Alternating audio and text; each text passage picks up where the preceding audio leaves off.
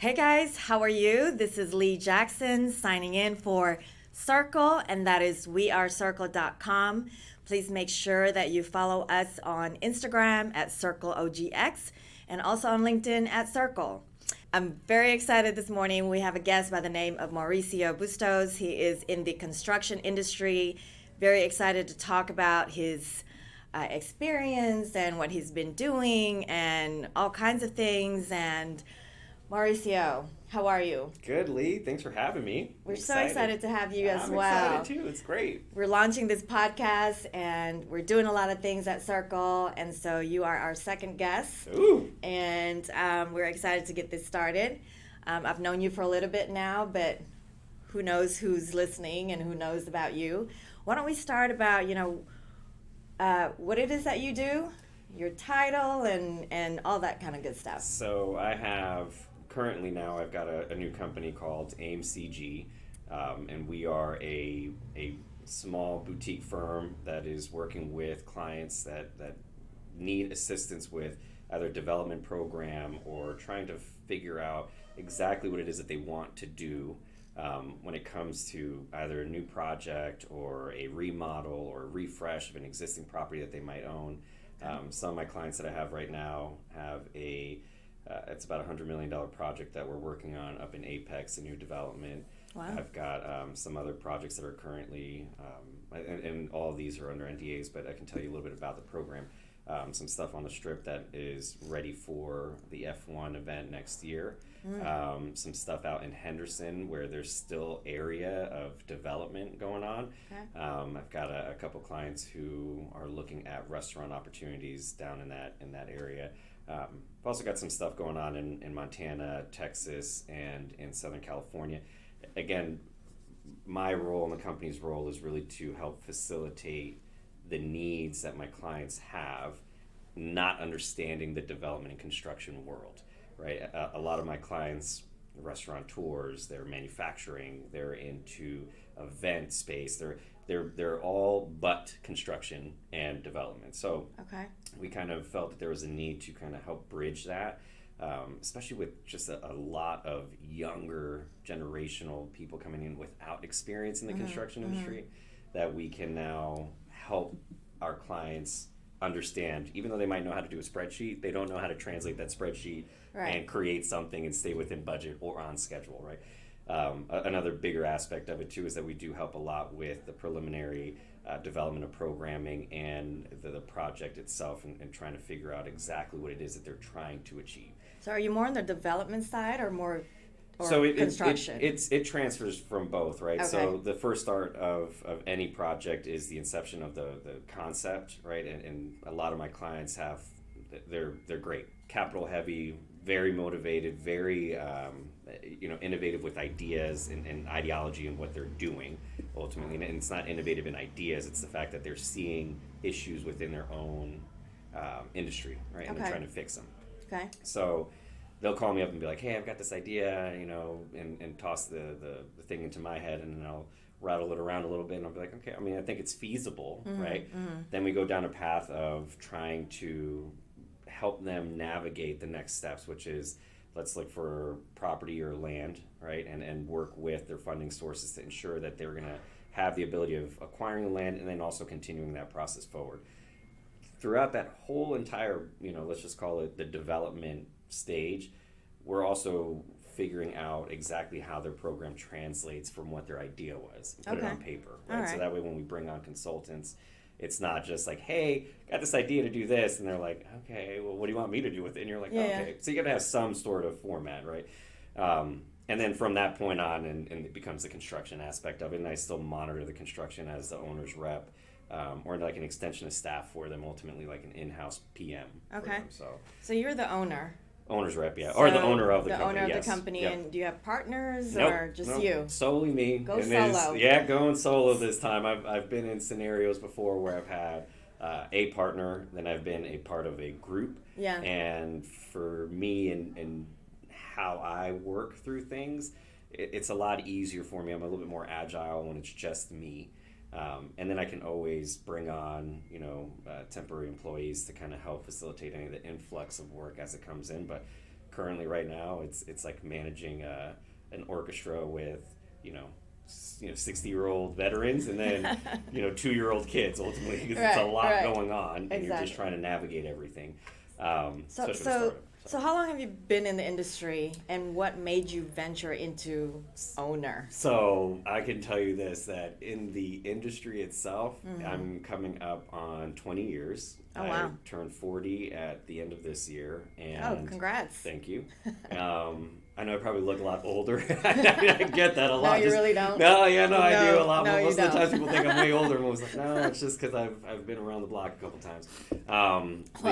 The industry ages us. Oh, yeah, it does age you. We'll just tell you, if anyone's it's a lot of work. That, it ages you.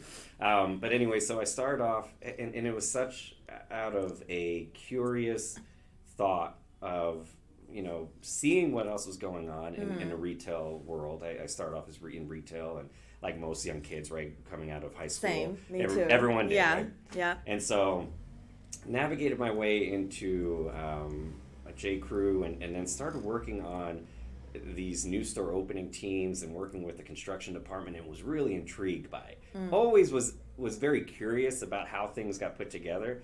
Even when I was younger, I was always curious.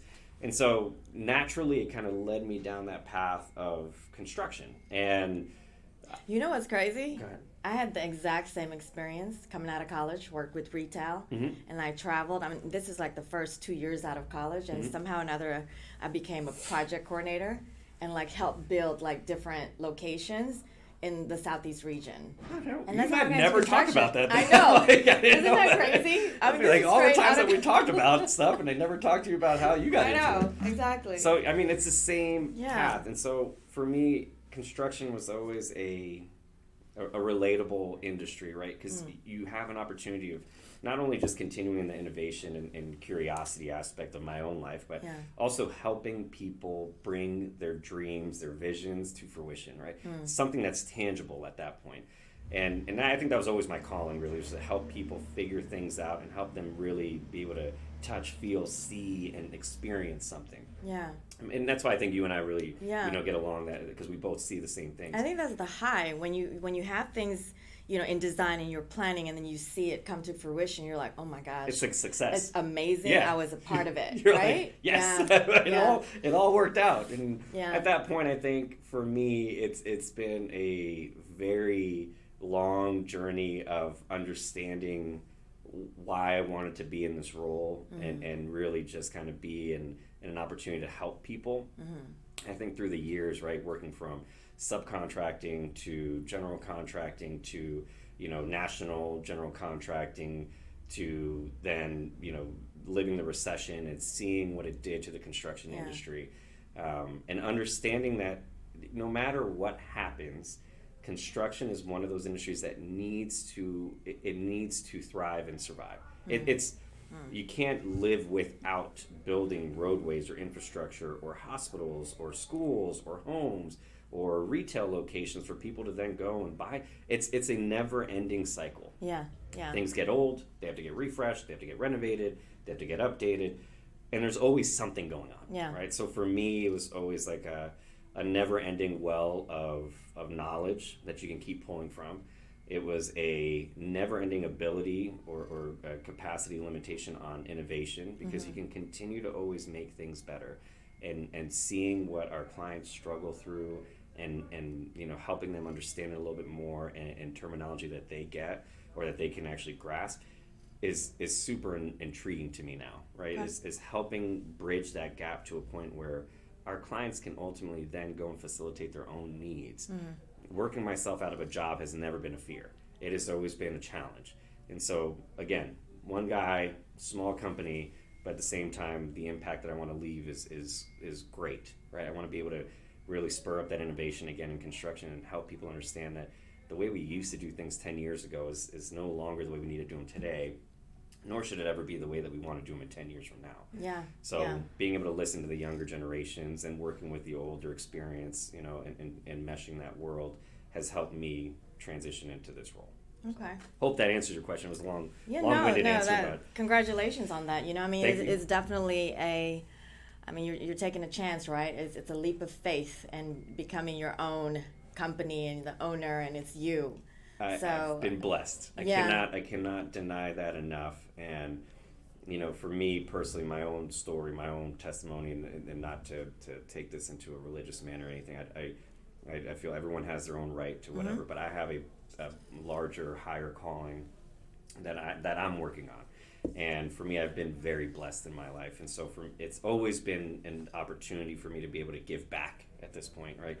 And the only way to do that, I know it sounds cliche, but you need money to give money away. Sure. Right. So yeah, absolutely. when you're working in a group or you're working with partners, it's a fine line of understanding how to delineate what everyone gets. Right. Yeah. When you're working for yourself, the only accountable person at that point is you. So if you want more work, it's your responsibility to get more work. If you want less work, then it's your responsibility to say no. And if you are delayed on payments or invoicing, that's a you thing. Yeah. It's all you. Yeah. You can control that.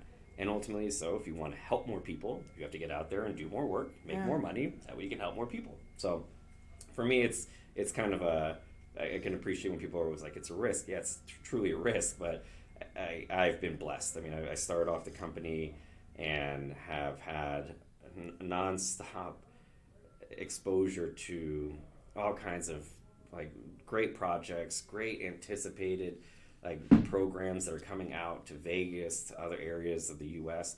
that, I mean, again, because I'm on NDAs, like I can't discuss that. No, but it's okay. it is so awesome. It's like, exciting, right? What's it's happening super exciting. in Vegas, which brings me to my next question. I mean, so much is happening.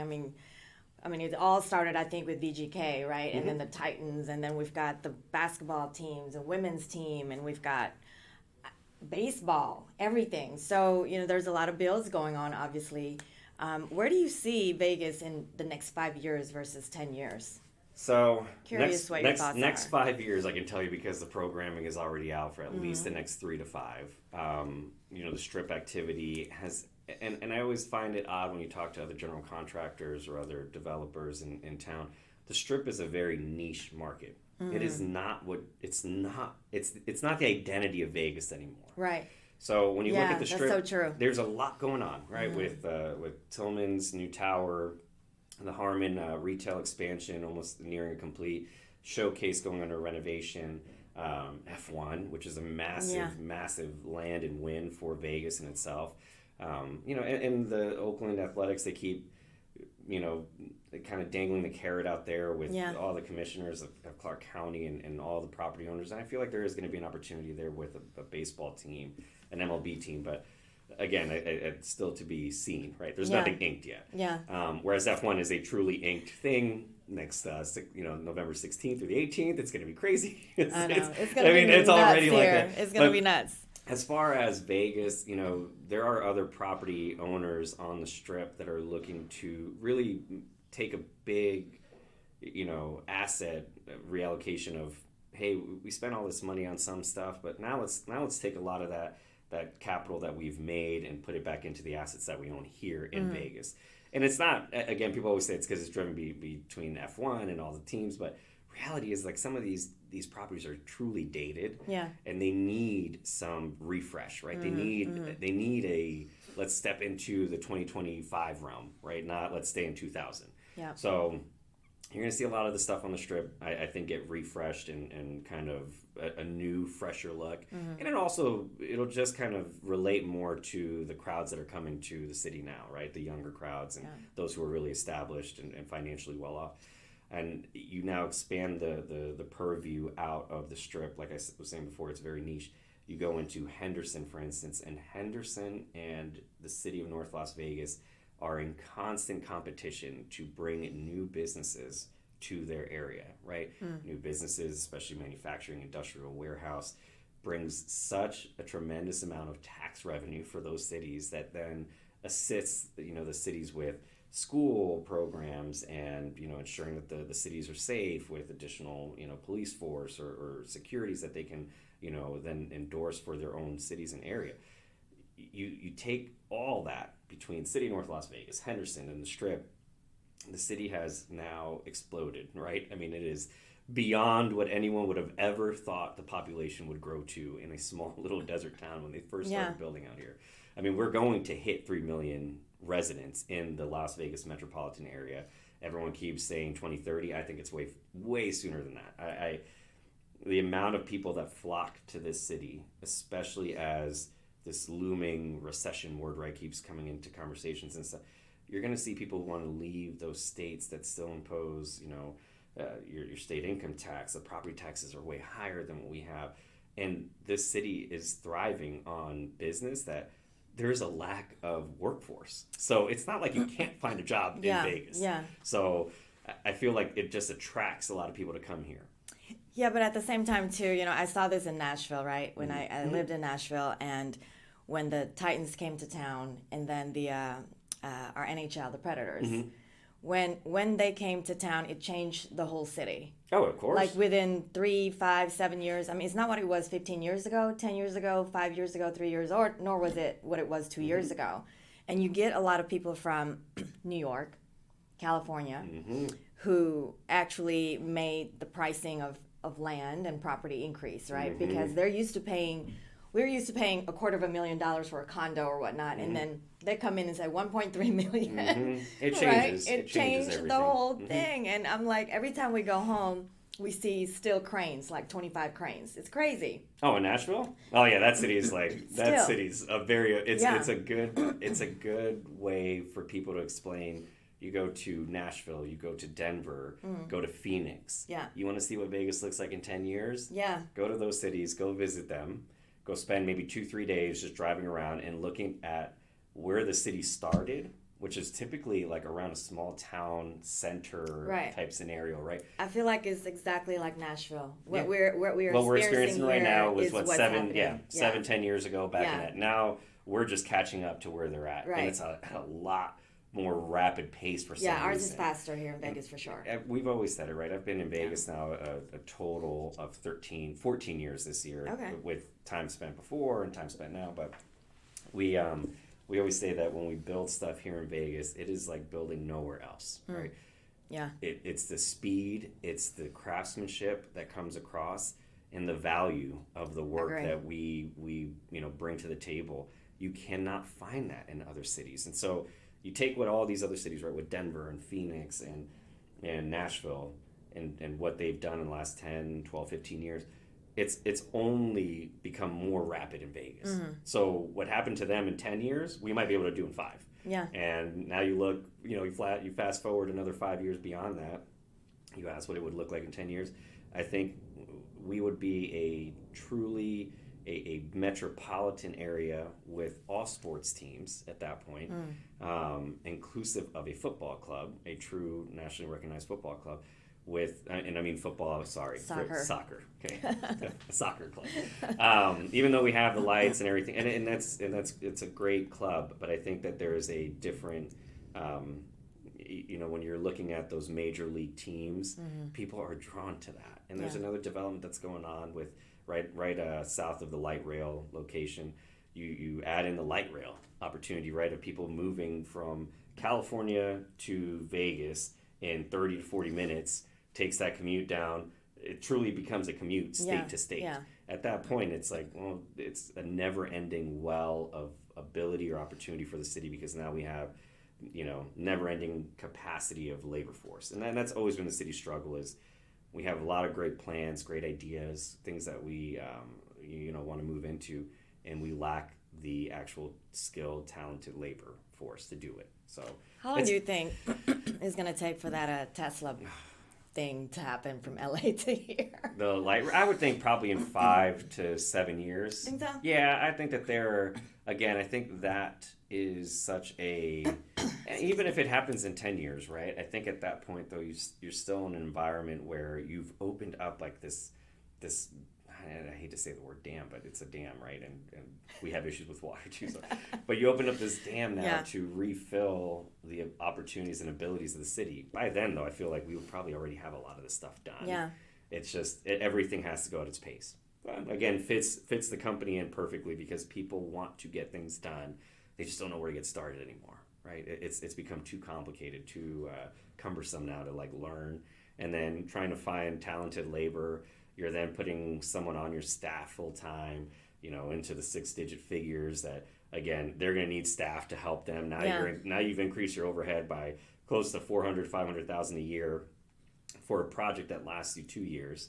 And realistically, you can go and find, AIM. You can go look at aim-cg.com, not to plug it or anything, but aim-cg.com. Or aim-cg.com. Yeah, aim-cg.com. But the thing is you can find consultants, and I'm not the only one, right? A good friend of ours, Vincent, right, at Grand Canyon, they really pioneered, him and Sam pioneered that thought process of a developer partner, right? And not necessarily financial partner, but someone that is an industry knowledgeable, trade partner.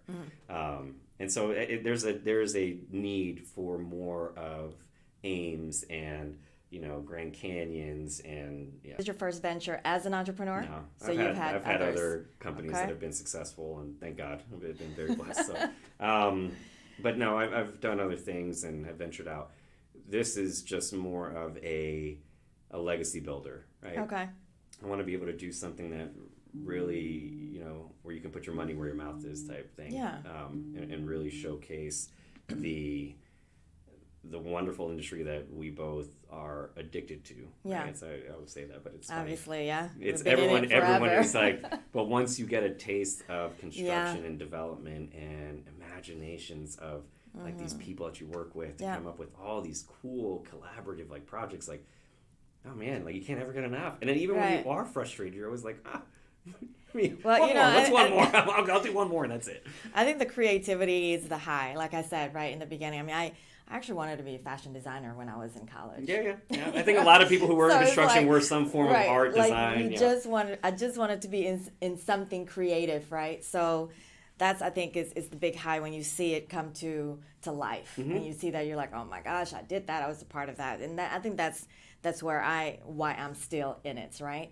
So for those people or young people that are watching, when I say young, we're talking under the 30 years old, right? Yeah, I would say like after college, so 24. You're talking 22 to 29. 22 to 29. There you go. I'm sure they're like wondering, this is like the age of being an entrepreneur, right? And everybody wants to start their own business. Everybody's doing different things, but I feel like in this industry, you really are sort of an entrepreneur already. You know what I mean? It's like you're going in here, you're finding clients, you're talking to people, you're learning a lot of things. It's a lot of learning on the job kind of a thing. How would you suggest, or what would you say, would be the best way for them to get started in this business? I think, like, you hit the nail on the head, right? A lot of people nowadays want to be entrepreneurs, and it's not to say that it is the most tolling thing you can take on. It is also the most rewarding thing you can take on. So true. So true. I like that.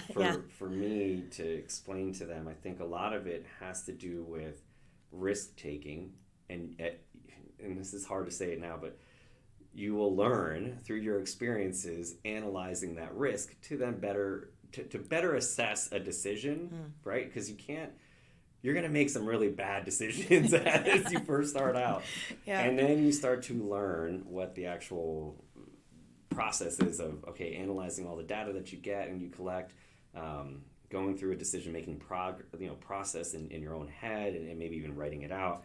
But I do think that at the end of the day, if you want to get into entrepreneurship and into construction and development, you have to go out there and take a risk. And please, by all means, take this with a grain of salt when I say you have to start somewhere, okay? And everyone always says to me, they're like, well, I want to be like you. And I'm like, okay, well, I also was 22 at one point, and I also wanted to be like me, but it took me till I was turning 40 to be like me. So it's a little bit different, right? You just have to start somewhere. And this industry is packed, and I'm sorry, this city and within our own industry is packed with so many knowledgeable, experienced people who want to part ways with that experience, right? And teach the younger generation. So if you really want to learn about construction, about development, and about the cool collaborative projects that Lee and I always keep going back to, come to Vegas. Set yourself up in a scenario where you can work with a general contractor, and by all means, again, reach out to me. I've legit have always gone by the same rule. My phone number has been the same. It is posted on my website. You guys can call me, text me, and I will always try and help wherever I can. If I don't have the answer, I know a lot of random people in this town that will help you find the answer. So if you're truly interested in seeing what Vegas has to offer, besides the the things that are so cliche with the strip joints, the clubs, the restaurants, the strip. Other than that. Other than all that, you really want to see what Vegas really brings to the table with the outdoors, right? With the majestic beauty of the mountains that we're surrounded by, and the beautiful weather that we have. Granted, like everywhere else, we have like 3 months that are horrible. Yeah. After that, though, it's like you got 9 months of great weather that no one can ever complain. 3 months is over 100 degrees. Yeah, it's every it's day. It's day and night. It's bad, but you get used to it, and then afterwards, you're just like, I really don't want to leave to go anywhere else. I mean, I'm 7.5 years, and I'm we were thinking 3, then 5. Now we're going to 8th. There was a period of time in Vegas where the population was extremely transient, and this was right before the recession, and 2000, like call it from 2000 when we were exploding with development. 2008-ish. Yeah, but it was like from 2000, it was so transient. Like you'd meet people, you'd make friends. Yeah. 6 months later, they'd move. Yeah. And you was like, oh man, why did they move? You never found out why. Right. They got a different job somewhere else. They moved closer to their family. They didn't like it here. Now it's not like that anymore. No, now you're seeing people come here. To your point, right? They say, I'll be there for like 3 years, and I'll be there for like 5. You know what? I'll probably go to 7, and then you're like, I gotta go somewhere else. And you're like, never leave. And it's because the city has expanded so much, has brought so many different cultures and backgrounds and people that you can like really relate to and stuff. It's such a cool city now. Like you legit get to go and enjoy meals that, I mean, nothing is like a New York slice of pizza or a bagel. And I'm not knocking anyone. They try it though. They bring it here. They work really hard. There's a lot, but it's not the same. And so for me, it's always been you're getting more exposure to some of the cultural things, like even from Nashville, right? Yeah. There's restaurants that are coming here from Nashville. Mm-hmm. So there's a lot of things that people can find now that are relatable, right, to experiences in their past or where they were living or where they decided to plant roots for their adulthood. There's still opportunity for people to come to Vegas and really see that, right, and experience it for themselves. And nowhere else in the country is like Vegas. No. It's totally. And the thing is, like you said, the bills, everything is over the top. Always. But then the community, we're growing, right? And so in the last 7 years, I've seen it myself, and it's becoming one of those. We're like a small, big town. It's always been that. You know what I mean? Everyone knows everyone. Yeah, it's maybe 3 degrees of separation. Yep. It's not town, 6 for city. Sure. Nope. Exactly. Nope. So definitely what you said, and we want to close this out. Yep. And by saying thank you so much for being a part of our podcast. Thank you. We really appreciate it. I've learned some things about you personally in this conversation. Which is odd because I thought we covered all the bases beforehand. But I it's obviously there's some more things to peel here. There's a lot of good conversation. Tell everyone again what's your website and how to find you. And are you hiring? No, we're not hiring yet. No, Okay. and I am doing that intentionally, right? Yeah. There is a structured growth and entry into what we're doing, right? And I don't want to. What I've never wanted to do is overpromise and underdeliver. Sure. For anyone, employees, myself, my clients, like friends, family. I never want to do that. Yeah. And so I want to get to a point where fiscally I can make a more educated, informed decision before hiring someone, knowing that person's depending on myself and the company to satisfy their needs, right, living wise, like in their wages and benefits and everything. I don't want to get there too quick either. Right. I've seen that happen a lot where I go back to where I was, and it's you're managing personnel and you're no longer managing the project and helping your client, right? It's just a lot more with people. Well, that comes from experience. Yeah, you learn that, trust me, as you go on in life. And there's not going to say that AIM's never going to have, employees. It's the whole intent, right, is that I would. Yeah. But right now, it's not the time. Maybe in a year, hit me up next, like August, September, October. It's going to be pretty crazy here in Vegas. So yeah, I'm definitely. If I know you're going to be hiring by next year. Yeah. That is the intent ultimately. Yes. And even talking to my wife Katie and stuff, like she understands that need as well and the dynamic that it brings and it changes, right? But anyways, if you want to find us, you can look me up on LinkedIn, on all social media platforms, Twitter, Instagram, LinkedIn, Facebook. through my name, Mauricio Bustos, or Spell the last name. Bustos. Okay. Or you can go online and find us at www.aim-cg.com. And at that point, then you guys can find my email, number. Are you on social media yet? No, I haven't done the social media presence. I was going to tap on a friend of mine that does a Yeah. bunch of social media stuff named Okay. Lee. So when that time comes, because I know she'll charge me for it, which she should, everyone, even your friends, should charge you for their small business. And if you ever go to a small business that's owned by one of your friends, never allow them to give you something for free, because you have to understand that that is their livelihood and you are supporting that livelihood. Wow, thank you for saying that. And I'll close on that, because that's like the best way to close on something. Just always support your small Absolutely. businesses, because that's what really drives the economy. Absolutely. And for those of you, again, visit us at Circle, wearecircle.com, and we're also on all across social media platforms, Facebook, LinkedIn, Instagram, Twitter, at Circle OGX. And again, this is Lee Jackson, and we're signing out. Thank you so much.